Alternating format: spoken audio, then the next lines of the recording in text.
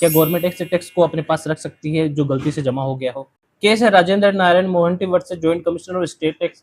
इस केस के अंदर डिपार्टमेंट टैक्स पेयर की स्क्रूटनी करता है। फाइनेंशियल ईयर 2019-20 के अंदर टैक्स पेयर के इलेक्ट्रॉनिक कैश लेजर के अंदर टीडीएस का कुछ अमाउंट शो करता है, लेकिन जो टैक्स पेयर होता है अपनी जीएसटी फिर भी नील फाइल करता है। इस डिस्क्रिपेंसी के बेसिस पर डिपार्टमेंट एक शोकॉज नोटिस देता है और ये मानता है कि टैक्स पेयर ने अपना जो टर्नओवर है वो छुपाया है।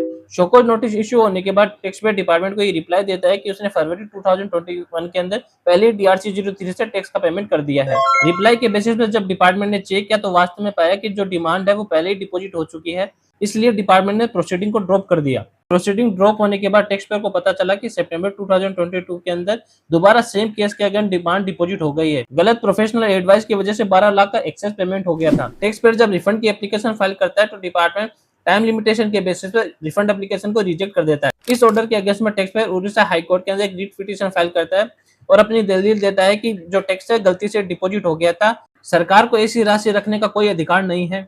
इसके बाद हाईकोर्ट ने आर्टिकल 265 का उल्लेख किया, जिसमें साफ लिखा है कि कोई भी टैक्स तब तक नहीं लगाया या वसूल किया जा सकता जब तक कि उसे कानून का अधिकार प्राप्त न हो। सिर्फ टाइम लिमिटेशन की वजह से आप रिफंड एप्लीकेशन को रिजेक्ट नहीं कर सकते।